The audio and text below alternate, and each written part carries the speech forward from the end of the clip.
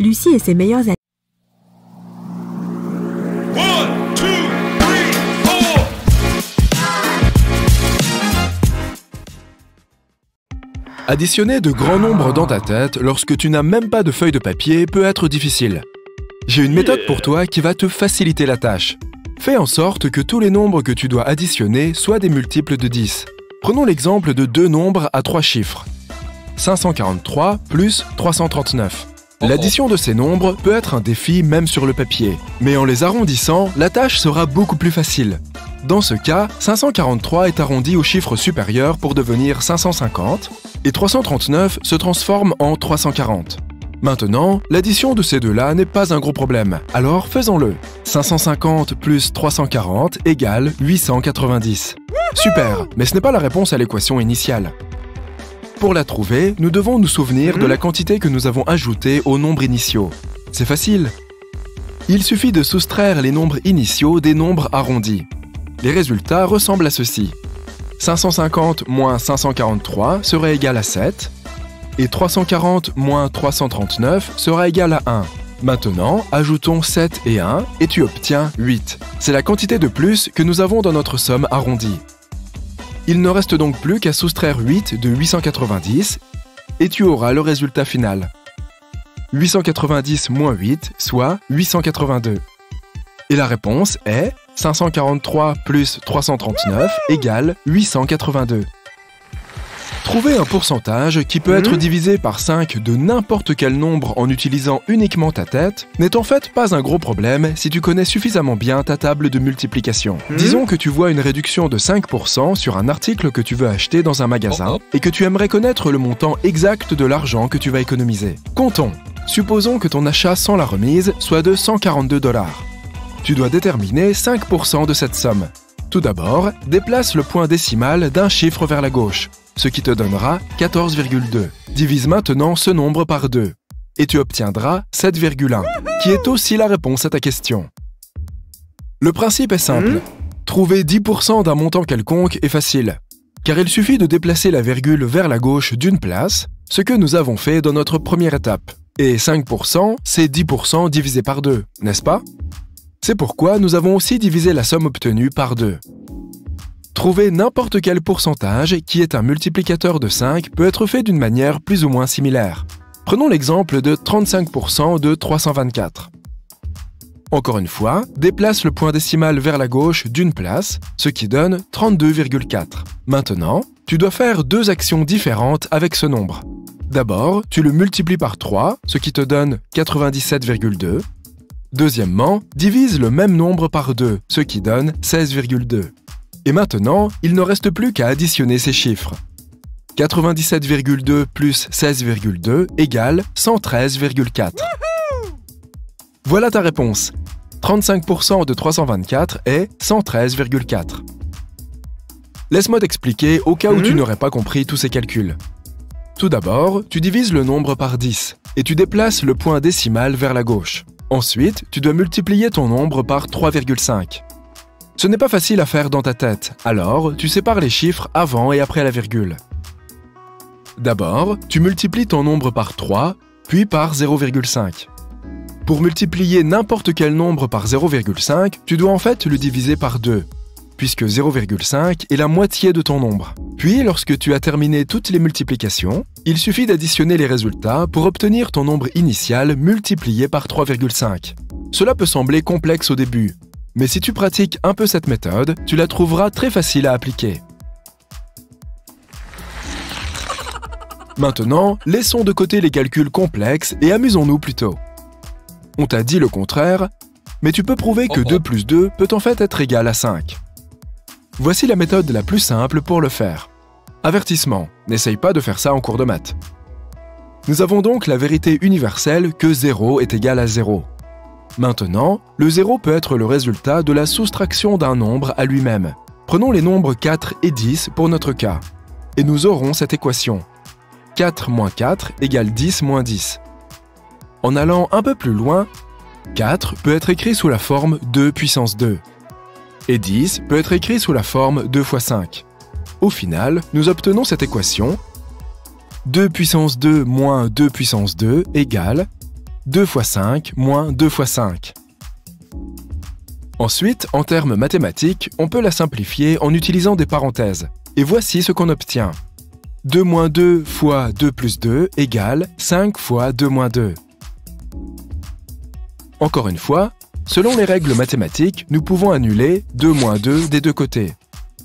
Et le résultat sera 2 plus 2 égale 5. Oui, c'est comme ça qu'on prouve l'impossible. Les maths peuvent faire des choses incroyables. Ok.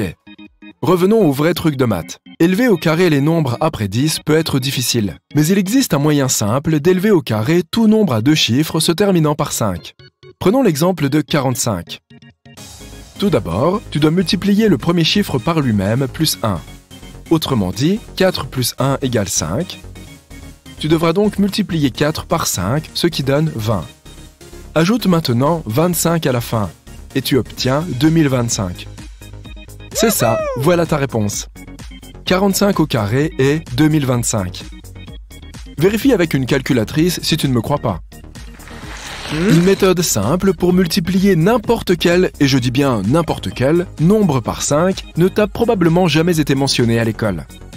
Il y a une légère différence de méthode selon que le nombre soit pair ou impair. Commençons par les nombres pairs. Disons que tu dois multiplier 3566 par 5. D'abord, divise le nombre par 2, ce qui donne 1558. Maintenant, ajoute-y un 0, et tu auras ta réponse. 17 580. Essayons maintenant les nombres impairs. Nous prendrons l'exemple de 2463. Tout d'abord, il faut soustraire 1 au nombre, ce qui donne 2462. Maintenant, divise-le à nouveau par 2, ce qui donne 1231. Et ensuite, au lieu de 0, mets un 5 à la fin, ce qui te donnera 12 315. Voici ta réponse. 2463 fois 5 égale 12 315. Très bien, maintenant j'ai un casse-tête pour toi. Essaye de le résoudre en 10 secondes. Tu as une équation faite avec des allumettes qui dit que 2 est égal à 6. Tu dois déplacer une seule allumette pour que l'équation soit vraie. Le chrono est enclenché.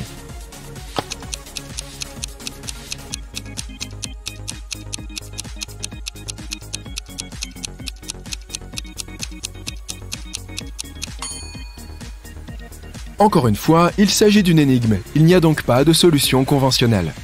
Si tu déplaces une allumette du côté gauche et que tu la places de façon à ce que son milieu soit au-dessus du 1 du côté droit, tu obtiendras un symbole de racine carrée. Et donc, l'équation est vraie. 1 est égal à la racine carrée de 1. Mais il y a aussi une deuxième solution. Tu peux déplacer une des allumettes formant un V dans la partie droite pour qu'elle forme un X à la place. De cette façon, tu obtiendras 11 écrit en chiffre arabe, qui est égal à 11 écrit en chiffre romain. Problème résolu. Voyons une autre énigme mathématique, d'accord? Un livre coûte $1 de plus que la moitié de son prix. Combien coûte le livre? Je te donne à nouveau 10 secondes, ou mets la vidéo en pause si tu as besoin de plus de temps.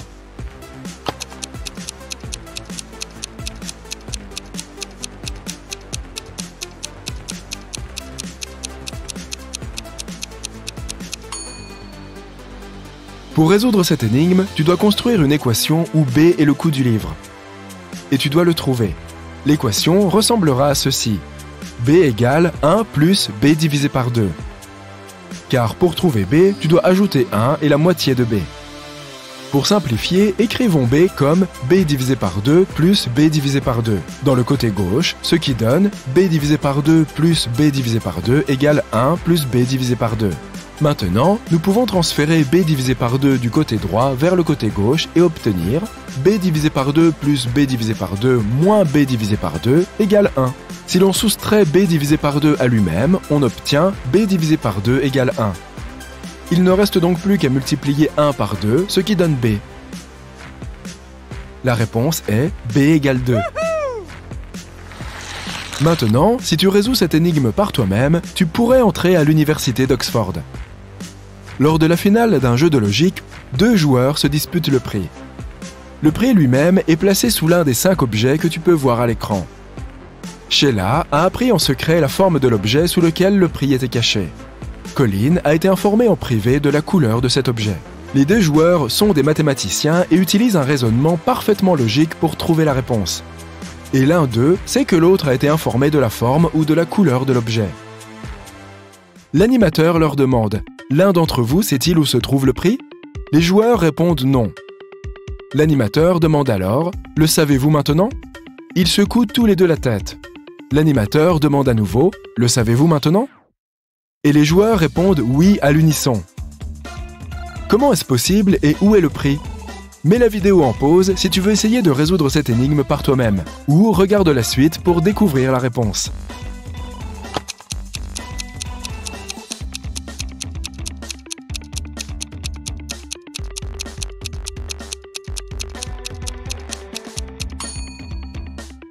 Donc, Sheila a été informée de la forme de l'objet. Donc, pour elle, ce serait soit le triangle rouge ou vert, soit le cercle vert ou violet, soit le seul carré qui existe, le rouge.